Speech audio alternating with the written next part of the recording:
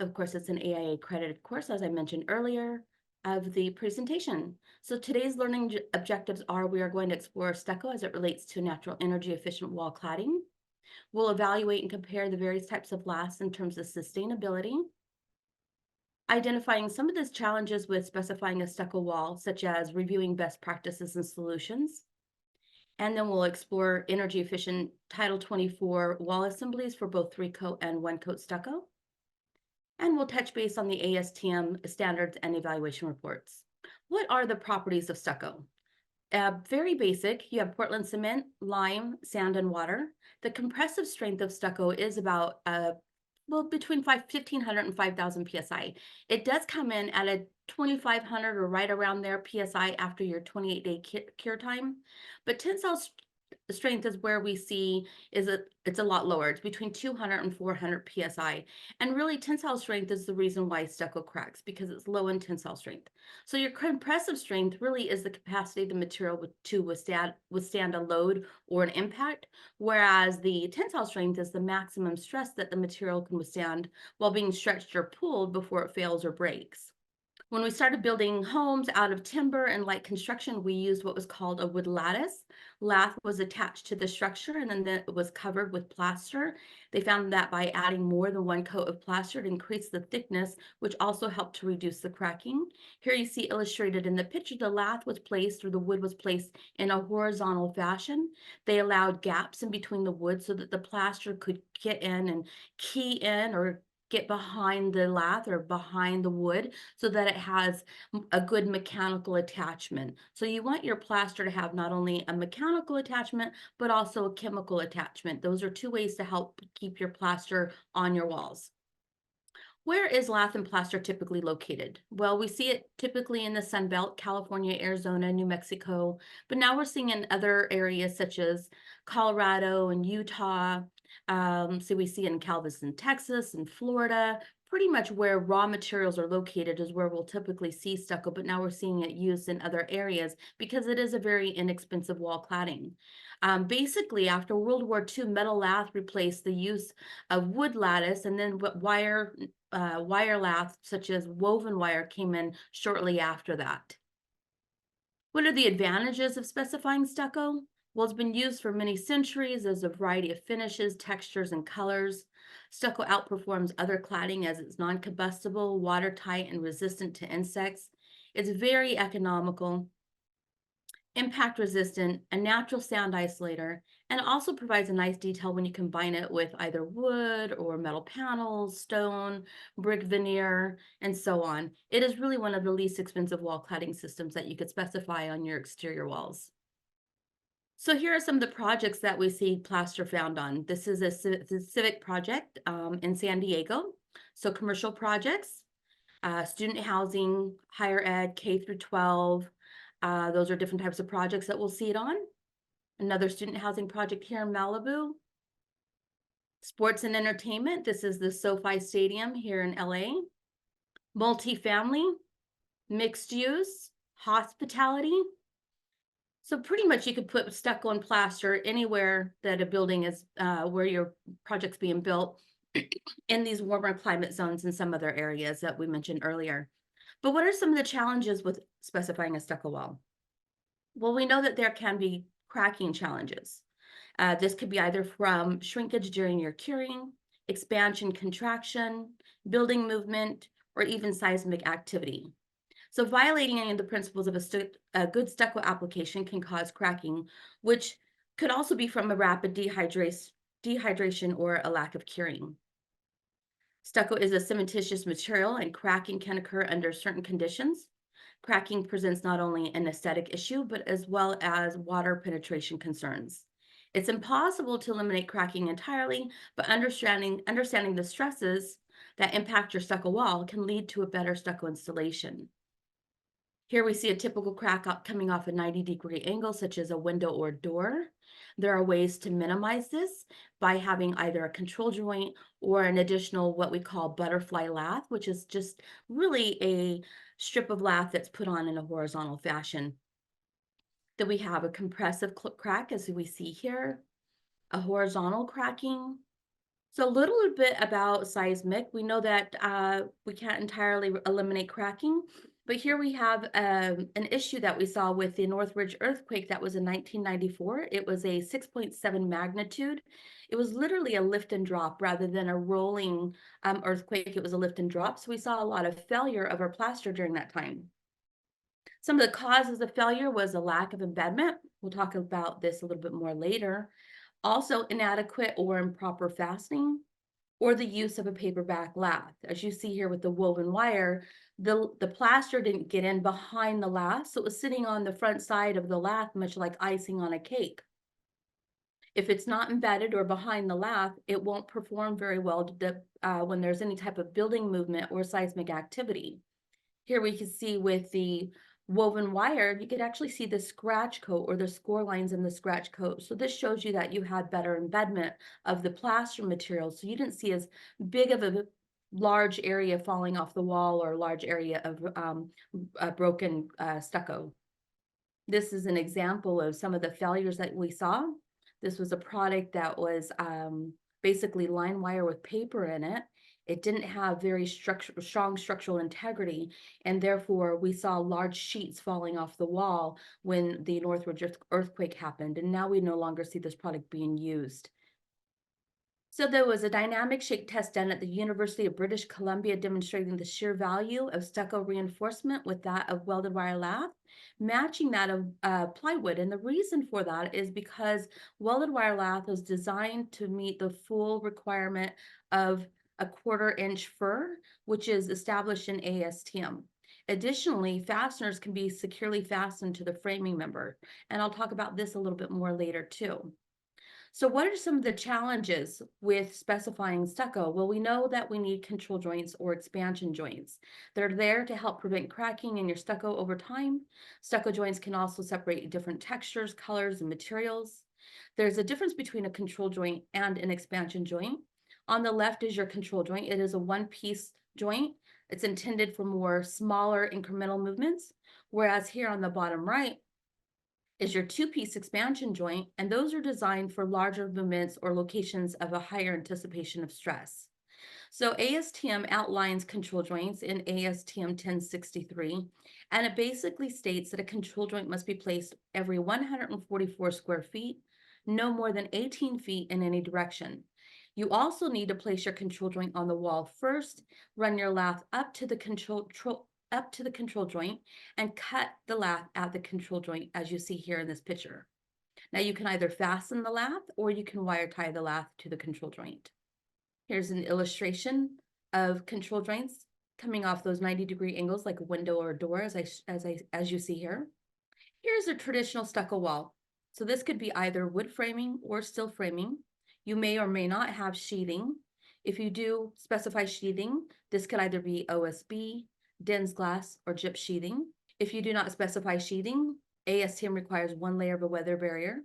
If you do have a solid substrate or sheathing, then 2 layers of a weather barrier is required. Outboard from that is your lath and your 3-coat plaster. It's a 7/8 inch finish. Your first coat's called a scratch coat. It goes on. You have a 48-hour cure time, which they moist cure the wall, spraying it down with water. The second coat's called the brown coat. After 7 days of curing, then you can apply the finish coat. That finish coat is an 1/8 of an inch finish, and this can either be cementitious or acrylic. Some cement manufacturers offer a pre-blended or pre-packaged scratch and brown coat. What's nice about the pre-blended products is it has fiber in it. The fiber in your plaster helps to increase the tensile strength, thereby helping to reduce cracking. Much like lath helps to increase the tensile strength, these items in your plaster or your facade exterior assembly can help decrease cracking with your plaster materials. So what types of lath are required for, well, we know that lath is required for attaching plaster to a frame structure. Lath is a term that describes the component of securing stucco to a support structure by means of a mechanical bond. Lath acts as a structural support for stucco. Oops, excuse me. Let me go back one. Lath acts as a structural support for stucco, and it helps to increase the tensile strength, as I mentioned earlier. There are 3 types of lath: expanded metal, woven wire, and welded wire. Here's our first poll question. What type of lath do you typically specify on your walls or your finishes? See if I can launch that here. Oh, you know what? I can't launch the poll, but if you don't mind just typing it in the chat box, that would be great. It gives me a better idea of what you're typically specifying on your walls. So let's talk about ASTM standards. The first three standards are covering the minimum standards for each type of lath. These standards cover dimensions, weight, furring packaging, galvanization, and permissible variations. Your ASTM 1063 covers the installation requirements for lathing and furring, and it includes your fastener specification and the fastening schedules. Actually, fasteners have been changed from 1063 to, I believe, 1861. But basically, what I want to point out here is that each lath has a different specification, or excuse me, standard. So your ASTM standard for metal lath falls under ASTM C847. Your ASTM for welded wire lath falls under ASTM C933. And then your ASTM for woven wire falls under C1032. Why do I point this out? Because it's important that you're listing the correct specification or the correct ASTM standard for the correct product when you're putting this in your Division 9 2400 specs. As I mentioned just a second ago, where is it located? You can place lath in either 092236, or it can also be found in 092400. It really is up to the spec writer or architect to decide where they want to list the lath in the specifications. A lot of times the architect will tell me they like to list it in the 2400, which is where I see it commonly listed. And they say the reason for that is it's easier for the contractor to locate the lath and the cement plaster in one location rather than flipping back and forth from 2400 to 2236. However, if you're using a platform like SpecLink or Master Spec, more common times than not, you will have the lath listed in 2236 because that's what their platform does. Let's talk a little bit about metal lath. We know that it is a sheet metal product. It's available with two different weights. Actually, we have three weights, but two are what we primarily see in the California market, even Arizona and New Mexico, Texas, and Florida. We see 2.5 and 3.4. I call it by the weight because it's a little easier. Some people call it diamond lath. Others call it metal lath, others call it 2.5, others call it 3.4. But basically, 2.5 metal lath is 2.5 pounds per square yard, where 3.4 is 3.4 pounds per square yard. So basically, you could call this whatever you like, expanded metal lath, diamond lath, metal lath, or by the number of the weight. It basically comes in sheets. The sheets are 97 inches by 27 inches. The lath goes on in a horizontal fashion, so the diamonds are running in a horizontal fashion, as you see here in this picture. It also is available in flat, V-groove, and dimpled. The V-groove and dimpled are considered a self-furred lath. This is a G60 galvanization. The furring is there because you want the lath to be held out from the substrate, so there's airspace behind your lath, which we call furring, and that allows for your plaster to get in, get behind the lath, and attach around the lath as it should. It should perform much like 6-6-10-10 rebar. You never want your rebar laying flat down on the ground. You want it held out so that when you pour your concrete, the concrete gets underneath and all around it, and the rebar helps to reinforce the lath or to reinforce the cement plaster, much like lath should help to reinforce the plaster or the stucco. So it must be fastened at the fur locations, which as you see here in this picture, the fur is this deep line here. The line should be about 1/4 of an inch. That's the ASTM standard for your fur. However, some manufacturers don't necessarily have that 1/4 inch fur on their products. ASTM requires that lath be fastened not less than 7 inches along the framing member. UBC, or your Uniform Building Code, requires a minimum of 6 inches. 3.4 metal lath cannot exceed 16 inches on center, and that it needs to be wire tied at the ends or at the overlap. And additionally, you must cut the lath at those corners, so you cannot run the lath continuous along the exterior or interior corners. So because it's a sheet product, there tends to be a little bit of wave in the product and it's hard to pull that wave out. What does that mean? That means sometimes in the critical light or in they call the witching hours, you can sometimes see waviness in the wall in your finished coat with the use of this particular product. But it has been working. It's been around since World War II, like I said, and it does work well on steel studs. There is a minimum overlap of a 1.5 inch on your horizontal and 1 inch on the vertical, but you shall not exceed 1.5 inches. The reason for the 1.5 inch overlap maximum is because, as you see here with the metal lath, the overlap creates a dissimilar thickness in the plaster membrane, and there can be some horizontal cracking that's attributed to the use of metal lath products because of the difficulty of the plaster embedding the double mesh layer here. Just something to keep in mind if you're specifying metal lath. This picture is a close-up of the V-groove metal lath, and it shows that the product lays relatively flat. Embedment can be a little difficult because of the smaller openings that lay close to the substrate. If they're spraying it on, there's not so much of an issue because of the pressure, the PSI of the spray of the plaster. But if they're trailing it on, that could be a little bit of a concern because there needs to be enough pressure on the trail to push the plaster through the lath and the openings there. ASTM states that the lath shall be furred away from the vertical supports or the solid surfaces at least 1/4 of an inch. Let's talk about rib lath. This product is also an expanded metal lath product. It is 3.4 pounds per square yard also. This product is used on soffits or overhangs. It is an expanded metal lath product with ribs in it. The ribs add stiffness to the lath, and it's used, like I said, over open joists or solid substrate on your soffits. The high rib is the most rigid of all the expanded metal lath products. It provides added support when requiring is their framing member is exceeding 16 inches, but it cannot exceed 24 inches. There is a 3/4 inch V groove on this product, as you see here in this picture, and that's every 4.5 inches. It's a solid metal V groove. So that metal V groove should be placed with the rib on the back side up against the lath or up against the framing member, as you see here in this picture. Here is a close-up of the rib lath running perpendicular to the wood frame. The rib lath must be fastened at the fur locations, as you see here. This doubled up mesh makes it difficult to penetrate the cement in this particular location. This is the location that can produce a crack if the cement's not embedded properly. Rib lath is to be installed with the rib against the support, as I mentioned earlier. What are the advantages of using metal lath? Well, it's been around for many years. Like I said, since World War II, they've been using this product. It doesn't roll away. It's got good keying, easy for attaching the 3-strand attachment, less initial worker training because a lot of guys are already trained with this product.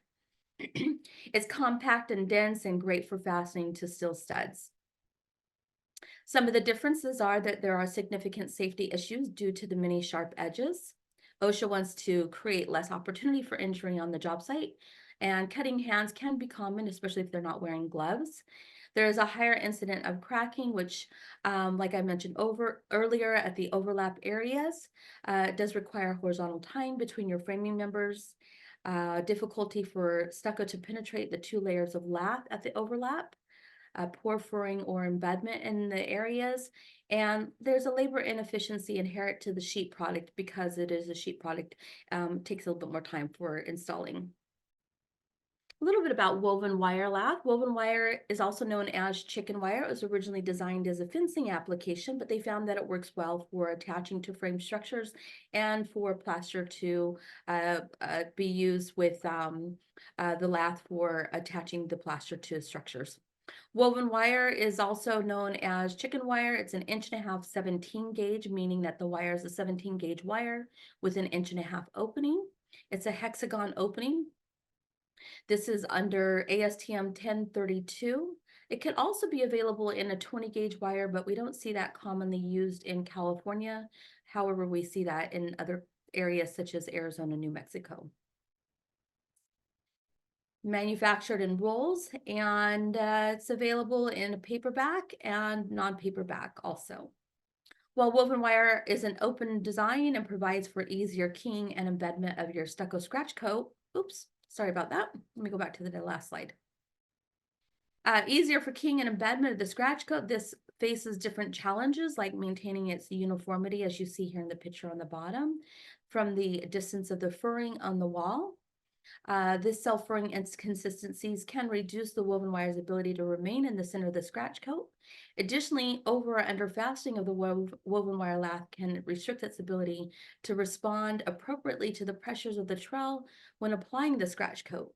These inconsistencies can result in areas where embedment may not occur. Your 1/4 inch fur is built into the woven wire every 6 inches, 16 on center. However, woven wire is easily stretched and pulled out. Therefore, the furring can be pulled out. So today, most manufacturers of woven wire lath will indicate where the furring location is by a red paint strip, as you see here in this picture. Because woven wire must be fastened at the fur locations and the fur locations can tend to be pulled out of the product, the manufacturers now delineate where that fur is by the red paint strip. Here is a picture, it's a close-up. It shows the use of woven wire with a furring nail. A furring nail is basically a standard nail with a 1/4 inch paper grommet on it, or a paper wad. That paper wad is there to help for the lath to be held out from the substrate. So basically they put the wire on in between the nail head and the paper grommet. They tack the wire or the furring nail into the wall, ensuring not to crush that paper grommet, and it helps for the lath to be held out from the substrate. The woven wire advantages are it is available in rolls, which helps to reduce the overlaps, labor savings to install, easily bends around your interior exterior corners. Rolls are wider than expanded metal lath, so it's quicker to install. Some of the differences are it does lack good keying. Without the use of a furring nail, vertical reinforcement can be challenging, so it can contribute to some horizontal cracking if you're not careful. Difficulty for installing with steel framing. I think rolls are heavy. I find that to be relative, and it must be fastened at the fur locations. This product is called welded wire lath product. Its reinforced products are available for walls, ceilings, and corners. All the products have been tested against the alternatives as an alternative to woven wire and metal lath. It has been proven to perform equally or if not better and help to reduce job site cracking up to 40%. It also helps with increasing productivity. This product was launched into the market back in 1995. We started seeing it used on residential in 1999, so it's been around for well over 20 years. The product comes in 3 different weights, as it is an alternative to the products I mentioned earlier, woven wire and 2.5 metal lath and 3.4 metal lath, as well as your rib lath. Some of the unique features of this product is the double wire that is designed into each of the products. Excuse me, the double wire acts as a template. This template double wire helps to eliminate the missing the stud. So it really is there for the contractor. Once they find the stud, they follow the double wire track all the way down, fastening at that double wire as a template to help eliminate missing a stud. Additionally, all of the horizontal wires are flattened, as you see here in this picture. They have found by flattening the wire, it takes the memory out of the wire, which does 2 things. It helps for the roll to roll out so it doesn't spring back on you. Much like woven wire, if you've ever played with woven wire, because it's a rounded wire, it has memory. The memory wants to roll back up on itself. So when you're working with it on a job site, you're constantly pushing the wire and it wants to roll back, and you push it and it rolls back. So what that does with the flattened wires, it helps to reduce worker fatigue so they're not fighting with the wire while they're putting it on the wall. In fact, they can take the wire, kick out the roll, and it will roll completely out without springing back on you until there's nothing left in the roll. Additionally, this other arrow, the red arrow here, shows the 1/4 inch fur that is engineered into this product that cannot be pulled out. It is a cold rolled technology which delivers that flattened longitudinal wire, as I mentioned earlier, and it's unique of this product here. In fact, there's a patent on it for that particular flat wire. This product is called Fusion. This is available in markets outside of California. basically Arizona and New Mexico was where this is really being launched. And this is for your one coat plaster, which is basically a half-inch plaster assembly, whereas the three coat plaster is a 7/8 inch assembly, excuse me. This picture illustrates excellent furring of the woven wire product. The fur depth of a 1/4 inch provides for ideal stucco embedment, and each crosswire, as you see here, is securely furred out. That flat fur design ensures that there's no damage to the vapor barrier, and while there's tensioning on the wire during installation, that fur cannot be pulled out. This product is called Lath. It is the alternative to woven wire. This product was created in high performance products for the stucco industry. It began being used in residential single family 20 years ago. And now we see these products being used on other areas as we've launched other products. Basically, this product is called Twin Track 2.5 because it's an alternative to 2.5 Diamond Lath. This was introduced to the market in 2002. Basically, the double track this was the first product with the double track on it. Now all the products have a double track on it. And here you can see that it's 40% heavier than the previous picture or the previous product, meaning it has 40% more wire in it.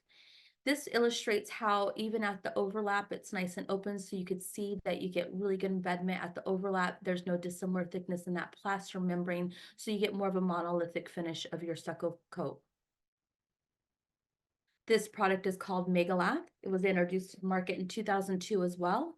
Basically, it was developed to meet the needs of an alternative to the sheet product for heavy duty reinforcement applications on your steel studs. So Lath is your approved alternative to your 3.4 Diamond Lath product. And basically, it has less cracking potential, as well as this product can expand 24 inches on center. As I mentioned earlier, metal lath can only go 16 on center on the walls, where the Mega Lath can go up to 24 on center. This product weighs 1.95 pounds per square yard, as the alternative Diamond Lath is 3.4 pounds per square yard. So there is a difference in the weight of the product. What that means is it reduces the amount of steel that's being used, so that there is more lead points that are used or available with this particular product. The twin track is available on this product as well. As you can see, once they find the stud, they follow that twin track down, helping to ensure not to miss the stud. What that means is water penetration issues become less of a problem. Although this is the heaviest of all the welded wire lath products with the most wire in it, it still has a nice open design so that even at the overlap, you can get great embedment at the overlap. Thus, it does not have a dissimilar thickness in the plaster membrane. It gives you a monolithic finish. This picture illustrates how it finishes off nicely at the terminations, like your doors or windows. And with the welded wire lath product, you can run it continuous around your interior exterior corners. So you do not need to cut the corners like you would need with metal lath. What that means is faster or quicker production. And it's all about production. So lath or any materials, as we know, is not the majority cost of our project. The majority cost of our product is labor, or our projects is labor. So how do we reduce labor, but get a really good performing wall or really good performing products?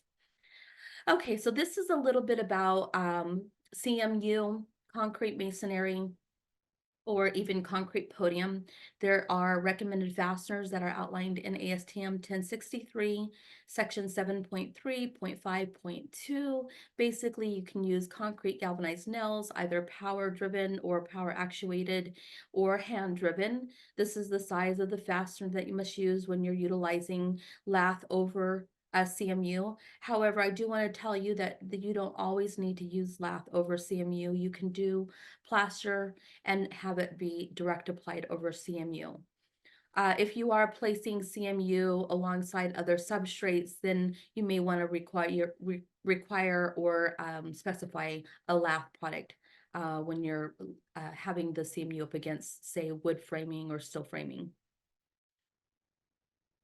This is your lath fastener guideline, and it was outlined in 1063, but now it's referenced in 1861-20. Basically, it's for wood or steel framing, what types of fasteners can be used, and how often the fasteners need to be placed. This picture illustrates how worker-friendly the product is. The Structo-Lath rolls are easy to handle, reducing the worker fatigue, as I mentioned earlier, and thereby helping to increase productivity. The product was designed with safety in mind so that it doesn't spring back on the contractor or the contractor doesn't get cut on the project like they would with some other products. This product is called Structa Riblath or V-Truss Walls and Ceilings. It was developed in response to the complaints from the fallout of the excessive plaster fallout, as well as the cracking that can occur with this particular product.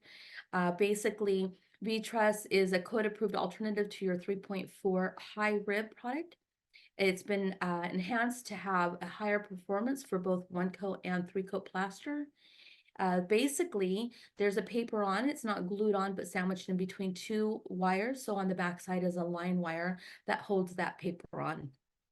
The paper has 5,000 holes per sheet, which helps to capture the plaster so that you have less fallout of plaster, which means less wasted material. In addition to that, there are an open truss design, so you don't have that solid truss like you do with a high rib. What that means is that the plaster can penetrate the trussed area. Unlike with the metal lath, which I'll show you in an upcoming picture, the truss design is a solid truss, and so the plaster just adheres to the front of the truss, and it makes it difficult for adhering because it's a solid metal. Here are two different product overhead comparisons. Soffit and overhead areas can be challenging for stucco installation performance. So V-Truss walls and ceilings was designed in response to the complaints from the stucco when applying plaster. Excessive cracking is encountered when working with in a traditional metal lath. There was a few studies that were done by third-party companies such as WWCCA, which is the Western Walls and Ceilings Association, who is part of the Walls and Contractors Association, WACA. Additionally, SMA, which is the Stucco Manufacturing Association, had done a study on the on the hybrid product, and you can find those on their website. However, if you don't want to do the digging, let me know and I can get them sent to you. But basically, it shows that with the hybrid product, there can be cracking that occurs at the rib area, and the reason for that is because the solid metal makes it difficult for the plaster to adhere to. Whereas with the V-Truss walls and ceilings, it's an open truss design, so you have a more monolithic finish, as well as no cold joints at the overlap.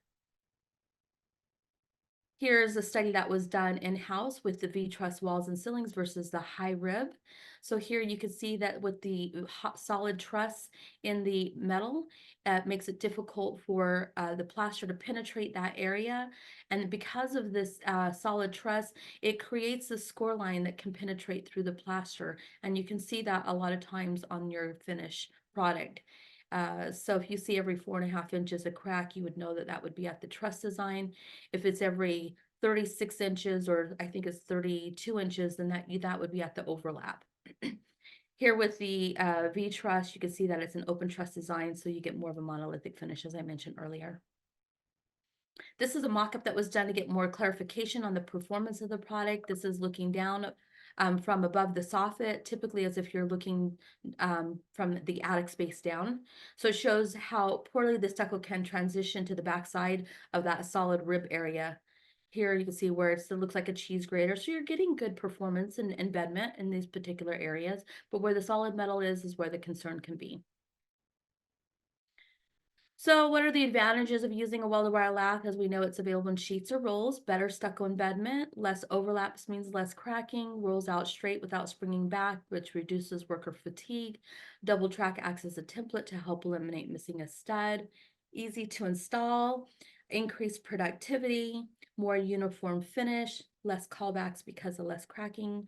What are some of the differences? Well, we know that because it's a welded wire lath products, we have to ensure that the welds are firing off properly, they're being cleaned properly, and there is a high quality control. Also, broken welds are very rare, but if there are broken welds, we want to hear about it. We don't want to see that on the job, but it shouldn't compromise the integrity of the product. But those are some concerns and things to be aware of. Additionally, there's some concern that the zinc can be burned off during the welding process. There was a self-study done, or an in-house study done, excuse me, of the zinc, and it shows that the zinc has a self-healing property. Test shows that the galvanization at the weld point of the welded wire lath is not reduced by the welding, but in fact, the zinc is not burnt off, but it migrates from the areas close to the weld point. So basically, it encapsulates back around the weld, so it's a self-healing zinc area. So the zinc isn't lost, but becomes self-healing. Little on corners, it's a commodity. Basically, if you're specifying a manufacturer that manufactures corners, then you should be set. But just know that corners are available in straight, bullnose, short flange, and arch. Some of the key differences with the welded wire lath corners is that it does have a twin track for easier and more secure attachment. Additionally, there's superior embedment because it's a larger opening, which you want really good embedment on your corners. There's a lower profile on it so that there's less wire built up in the corners. Additionally, there is a additional zinc coating on the nose wire. What that means is that it has 4 times the corrosion resistant at the nose wire where it's needed the most, because that's where you tend to have the plaster fall off or be broken off. If someone hits it, then it tends to fall off on a corner. So you want to ensure that there's more time before corrosion happens. Basically, any lath that it's exposed to the elements over time, regardless of what lath you use, lath will rust. Regardless if it's a metal lath, woven wire, or welded wire, you want to cover your lath up. You want to make sure that it's covered so that it won't rust. But because of the nose wire that we have on this particular product, it helps to minimize the amount of rusting, or reduces or extends the time of exposure before rusting. Here are some potential problems resulting from improper embedment. Basically, regardless of the choice of lath, the greater level of plaster embedment achieved during your application, the less likely the plaster is to develop compromised stucco performance.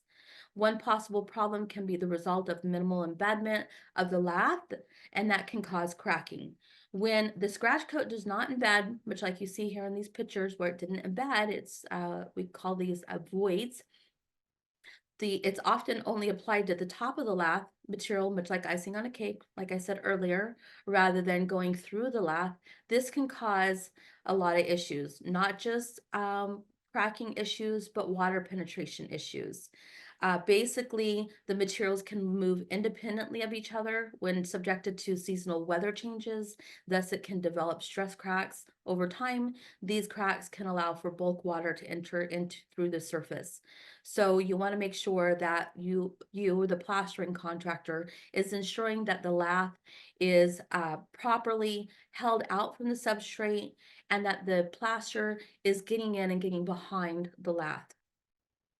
So people tend to ask, does weight matter? How does welded wire lath perform in comparison to expanded metal lath? This chart illustrates a transverse load test for welded wire versus expanded metal. And in this test, it basically was performed in accordance with ICC AC 191. The transverse load test evaluates the wind loading capability of the stucco and the lath combination, and it gives it a measure of strength in the terms of loading. So your positive transverse load test is basically the wind loading toward the framing member, whereas the negative transverse load test is the wind loading away from the framing member. In the positive direction, the stucco and lath can composite as a uniform finish, and the values are relatively higher, as you see here. So you have your 2.5 versus the approved alternative, which is twin track, that weighs 1.15 pounds. Your 3.4 versus the mega lath, that weighs 1.95 pounds.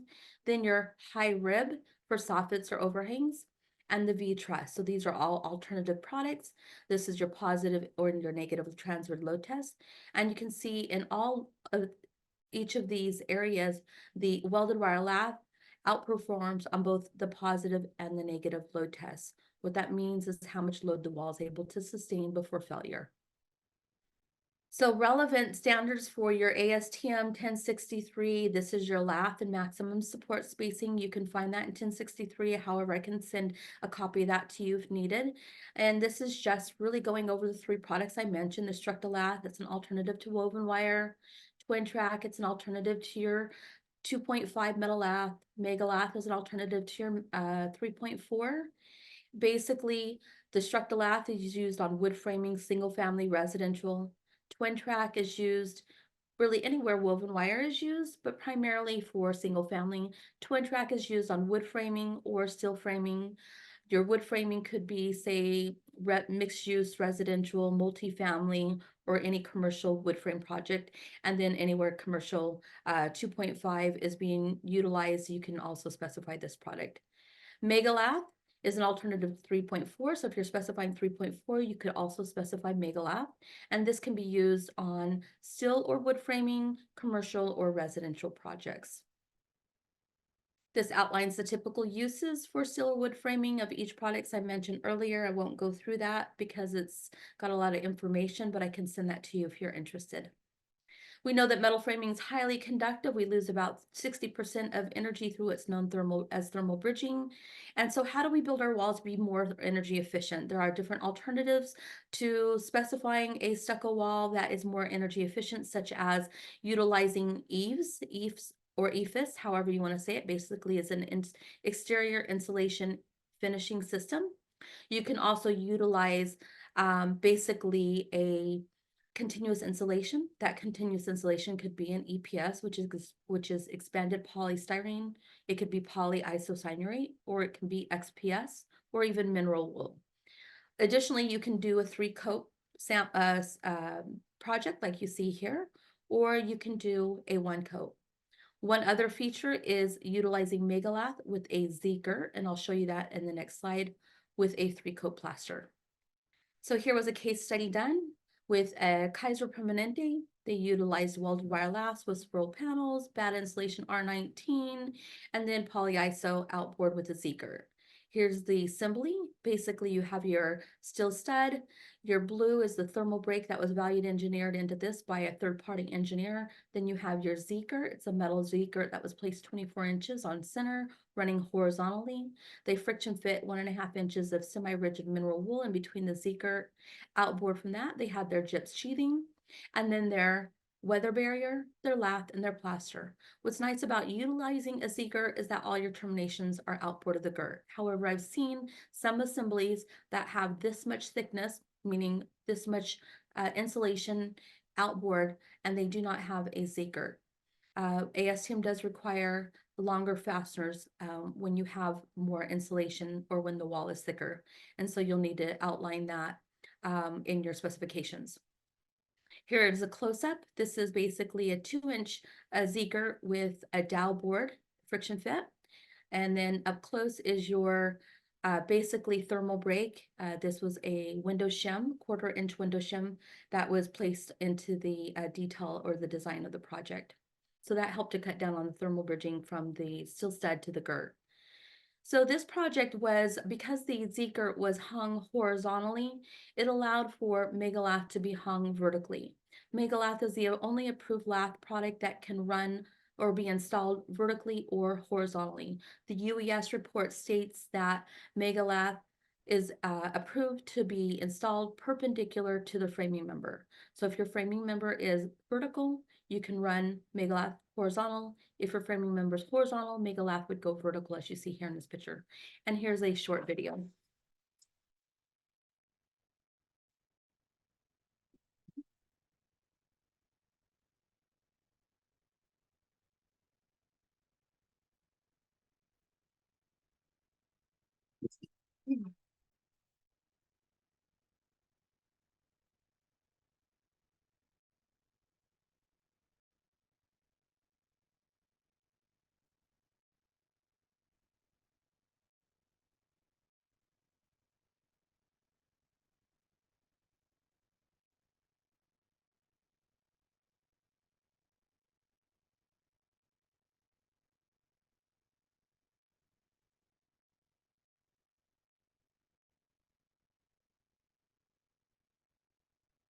All right, so that video just shows you the installation of Megalath running horizontal, similar to what you would do vertically.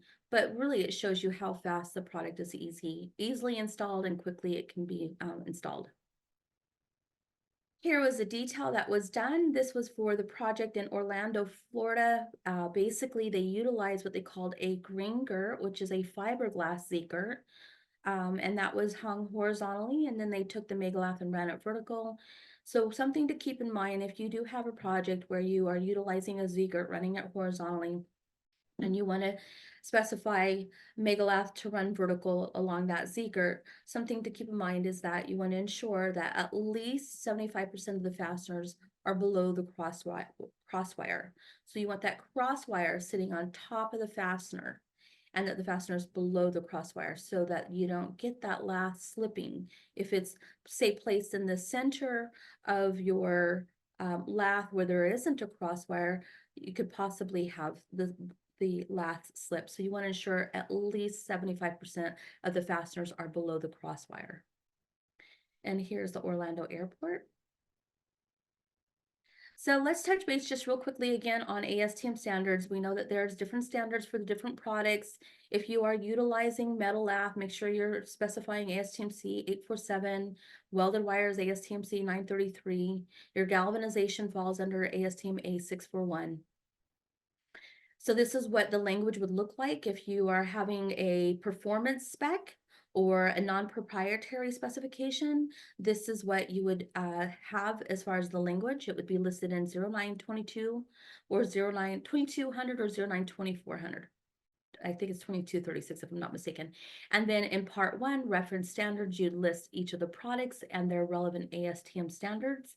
And then in part 2, products, you would list the products, metal lath, what is necessary for the metal lath, and then also welded wire lath. What's great about having both products in there is it helps to eliminate substitutions, as we know can be very time consuming and a lot of paperwork. So if you're listing metal lath and welded wire, it helps to eliminate some of the substitution requests that you get when someone's wanting to substitute the metal lath for the welded wire. But what we do need to ensure is that the specs reflect the 4 Cs: clear, concise, correct, and complete. And so if you're listing welded wire in part 2, you want to make sure that you're listing it in part 1 and vice versa. Galvanization standards differ from the welded wire lath products versus the expanded metal lath products. So basically, because welded wire and woven wire is a wire product, the zinc coating falls under class 1 galvanization, and the expanded metal is G60. I point this out because a lot of specs will list the galvanization. They'll say expanded metal G60. So if you're saying welded wire, you want to make sure that you're stating class 1, not G60. Evaluation reports basically provide evidence that the products meet or exceed code systems. And since the design of the products, there's a lot of performance, a lot of customization of optimal performance, and there's less material usage and a lot more infinite number of designs that are possible with the use of the product. However, for designs differing from the prescribed models, ICC has developed AC 191, which basically is an alternative metal lath, and it states that they're fully compliant with independent testings.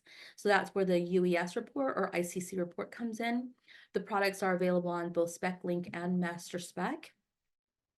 And then you receive lead points because 60% of the material is recycled scrap steel.